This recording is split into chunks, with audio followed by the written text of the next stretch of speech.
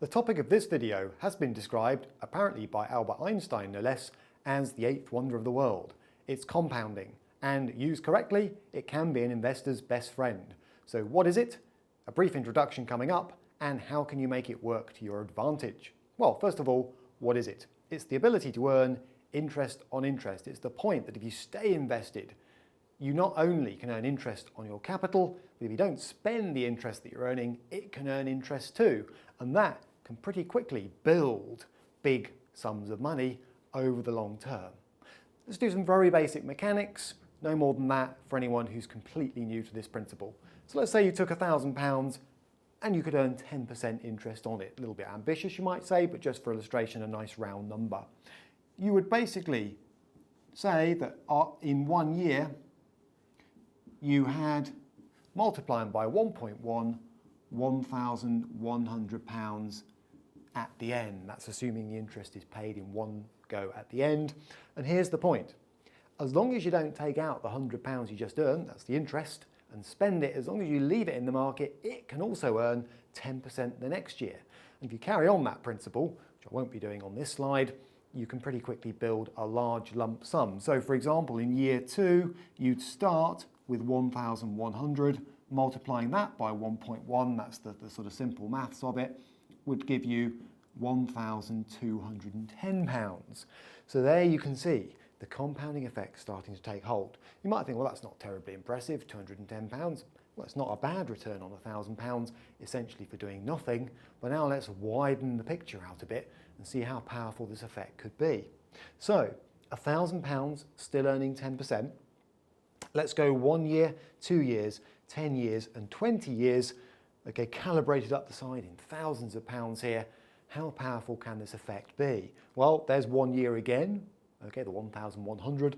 There's the 1,210 I just mentioned. Now let's zoom out. 10 years. So we're leaving the £1,000 earning 10% over 10 years. Bang. Okay, suddenly we're up to the best part of £3,000 there. And remember, it's only £1,000 going in, and we've essentially done nothing other than let it grow. And after 20 years, bang, you're almost up to £7,000. That's 7 times the initial sum. So there's the power of compounding, and that's just putting £1,000 into work for you once. Now, to earn 10%, you might be thinking, where can you get 10%? Well, if you're prepared to take enough risk, you may find somewhere you can earn 10%, but let's scale it down a bit. Let's say 6%. Okay, a more realistic return on, say, a typical equity portfolio in recent years. Let's say you're earning 6% on your £1,000. The effect is still pretty impressive. Starts off slowly, a little bit of interest in year 1 takes you to just over £1,000. Bit more after 2 years. Remember, the interest stays invested. You don't take it out and spend it. Then after 10 years, bang, okay, you're up to almost travelling up towards the £2,000 mark. And after 20 years, you're over £3,000. And remember, all you've done is put £1,000 in and let it compound at 6%. So, quite a powerful effect. Now, people think, well, where can I earn these returns? And, you know, what if I go into the market at a bad time? Well, timing is a bit of a headache. Okay, if you get your timing wrong, you might go in when the markets are not offering such a great return or when interest rates are lower. So, an alternative is what we call regular saving instead. And this is where it can get pretty powerful, because if you're a regular saver, you almost don't notice the money going out of your account once you get used to it. And if you leave it to compound, you can earn some pretty spectacular returns and build up a pretty sizable lump sum at minimum financial pain to yourself. So how about £250 per month, earning 6%, that's that 6% back again, with inflation at 2%, because after all, you may be able to earn what I call a pre-inflation return of 6%, but let's even build in a wee bit of inflation, we'll call it 2%. So on the next slide, we're earning a net 4%, and we'll assume it's paid annually in arrears. How would that look? Well, let's take a look now. £250 invested monthly, earning 4%. That's the 6 minus the 2 inflation. After 10 years, okay, well, not doing too badly, cooking up quite nicely.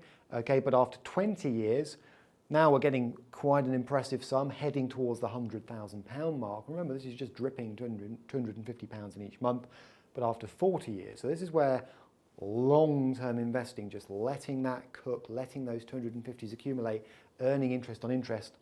Look at that. bang, up to the best part of £300,000 from a monthly outgoing of just 250, and that's only earning 4%. Now let's go a little bit crazy and let's assume that rather than 4%, you might be thinking, he's gone mad, you could earn 10. Okay, now there are certain asset classes where this is possible. There have been periods, okay, where even fairly low risk investments, higher inflation periods, have offered more like that kind of number. But okay, it's a little bit ambitious, but let's see how powerful this could be. Here we are again, after 10 years, after 20 years, after 40 years, same facts, £250 going in every month. Where could you be after 10 years? Well, doesn't look terribly impressive after 10 years, all right, but you're making decent interest on interest. But what I'm really interested in here is the long-term picture, making your money work over the long term. So after 20 years, okay, we're up to just shy of £200,000, and that's, remember, just dripping in £250 at a time. After 40 years, watch this, bang. Now we're up to a total of just under 1.4 million. Why? Because the interest on interest is building like a kind of snowball, okay, and really starts to move if you let compounding work for a decent enough length of time. So in this short introduction, what are my takeaway tips? Essentially these: if you want compounding to really be the eighth wonder of the world, to really help you out, don't spend your income, okay? Interest on interest is the key. Do not generate investment income and then just take it out and spend it, otherwise you won't get the same effect. Start early and stay invested.